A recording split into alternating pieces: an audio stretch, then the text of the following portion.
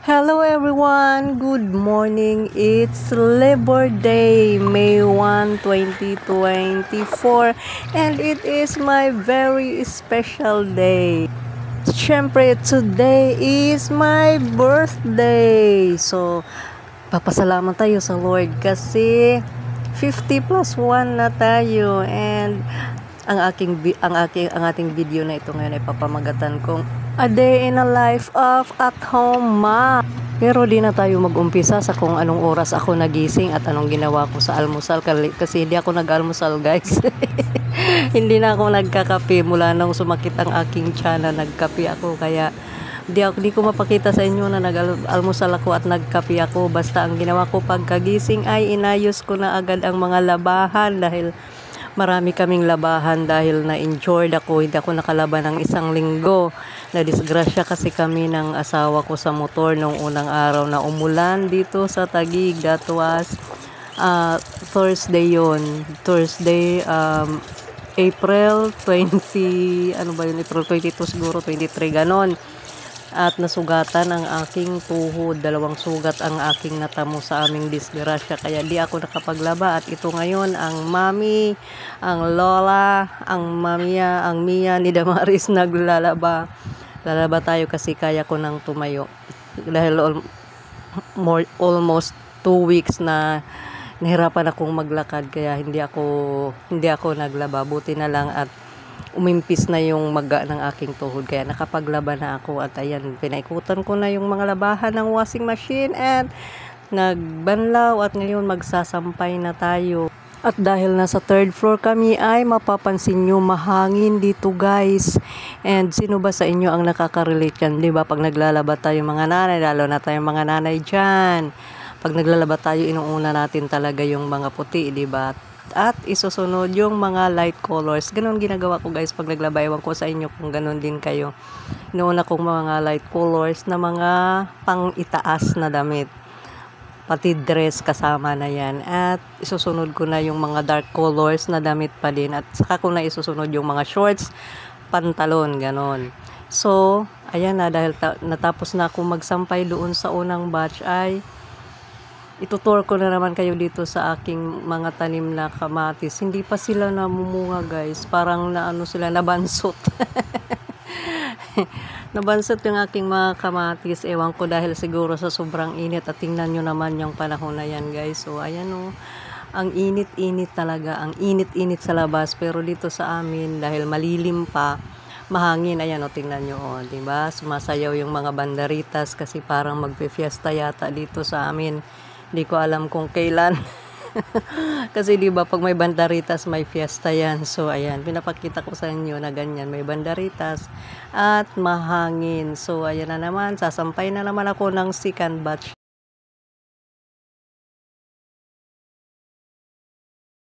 Sa Manila pag wala tayong malaking bahay, kaya tiis-tiis, tiyaga-tiyaga. At ayun na nga, yung mga pantalo na yan, last batch na to, last batch, mga pantalo na yan siya ang aking pinaikutan. At ewan ko ba, pinaikutan ko na, pero kukusutin ko pa yan, guys, kasi kukusutin ko yung sa may mga bulsa, diba?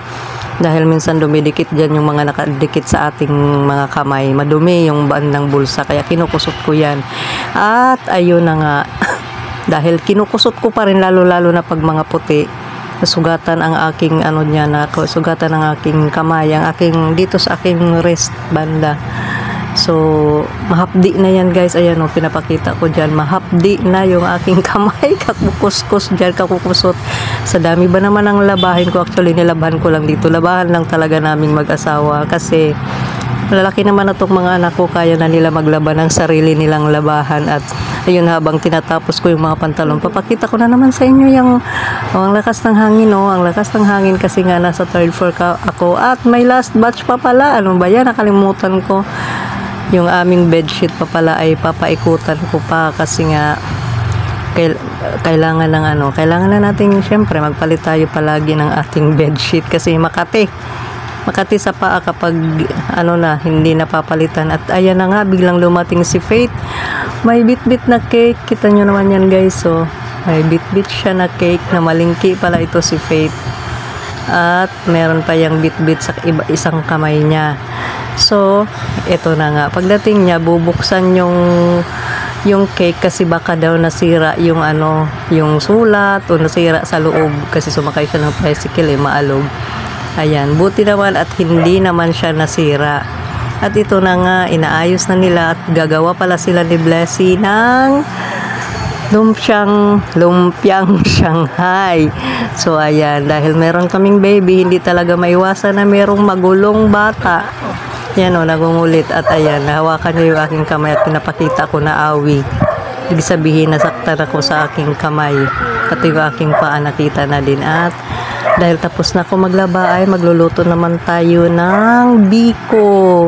Yan lang naman ang handa, guys. Yan lang lulutuin namin. Biko at at Shanghai. So ayan, hinuhugasan ko na dyan yung ating malagkit. At ang isasabaw ko dyan, guys, ay yung pangalawang gata ng nyog. Para mas malasa siya ba? Yun ang isasabaw ko sa pagsasaing ng malagkit. So ayan na nga, inaayos ko na siya at isasalang na natin ang ating malagkit. Sasaing na. At nang maluto na nga siya, guys, ay pakukuluan na natin yung kakanggata, yung unang kakanggata. Actually, first time ko to gagawin yung biko na inaano siya, yung palalabasin mo talaga muna yung mantika kasi aalisin mo yung mga nagbuo-buo dun dahil gagawin nating toppings. Yun, first time ko gagawa ng ganito, guys, kasi dati pag gumagawa ko, pag ganyan na kumulo na, lalagyan ko na yan ng asukal para matunaw na yung asukal. May nakita akong kapitbahay namin nagluto ng biko, ganun ang ginawa niya, kaya gagayahin ko siya ngayon. Ayan o, lumabas na yung mantika, diba? Hihintayin ko na lang yan na hihintayin ko na lang siya na magpula para kukunin ko na siya. Kaya ayan, napula na at alisin na natin yung mga bilog-bilog. Hindi ko alam sa amin ang tawag niyan sa amin. Sorry sa word Ang tawag sa amin yan, kasi nga, di ba waray ako. Ang tawag sa amin yung pula na inaalis ko na bilog-bilog ay ugok. Sorry sa word Yun ang salita sa amin sa waray. Ugok ang tawag diyan at 'di ba masarap 'yan pag nakatapping sa biko. So nang maalis ko na lahat, ayan na nilagay ko na yung more than 1/4 na asukal. Kasi 1 kilo lang naman yung malagkit. Tapos kalahating kilo na asukal lang binili ni Faith, pero hindi ko siya inubos. Kasi nakakaumay pag sobrang tamis naman at saka alam niyo na magbawas na tayo ng nagbabawas tayo ng sobrang tamis na pagkain. Kaya yan, ganyan ang ginawa ko. At ayan na nga, natunaw na yung ating asukal at ilalagay na natin ang malagkit. Alam nyo ba, ang lambot ng sinaing na malagkit dahil sinabaw ko nga yung pangalawang gata. Ang lambot niya, kaya lang may tutong, di ba? Gano'n naman talaga pag magluto tayo ng biko, di talaga maiwasan na may tutong. Gusto ko nga sana isali pati yung tutong dyan kasi sayang dahil malutong. Kaya nga tutong kasi malutong. Kaya lang hindi siya makuha, kaya hinayaan ko na lang. At minikos-mikos na lang natin itong biko para matapos na kasi pagoda na ang lola, naglaba na, nagluto pa ng biko, di ba? Pag magluto ka ng biko, panay ka talaga, halo ka talaga ng halo niyan. At ito na yung aking minanang baking pan sa aking nanay. Galing pa yan sa probinsya, inuwi ko dito sa Taguig nung namatay aking nanay, dinala ko yan dito. Kaya yan yung aking minana galing sa aking nanay. At lalagay na natin ang ating biko, syempre. Yan siya, guys, Pyrex yan, makapal, pwede siyang pang baking pag mag-bake. Hindi naman ako nagbe-bake kasi hindi man ako marunong, tsaka wala akong mga gamit pa, pero hopefully magkaroon ako ng mixer, ganun, kasi gusto ko din mag-try magluto ng cake. At yan na nga, ilalagay na natin yung ugok na tawag sa amin. Hindi ko alam anong tawag niyan sa Tagalog, basta yun na siya, yung paggagawing pan-toppings at yung aming baby, Ayan titikim na siya, natatakam na siya kumain ng biko. Ganun talaga pag may baby, di talaga maiwasan na manggulo. Ginugulo niya talaga yung aming ginagawa dyan, guys. Kaya ayan. Dukot siya ng lukot na hindi lang napapansin.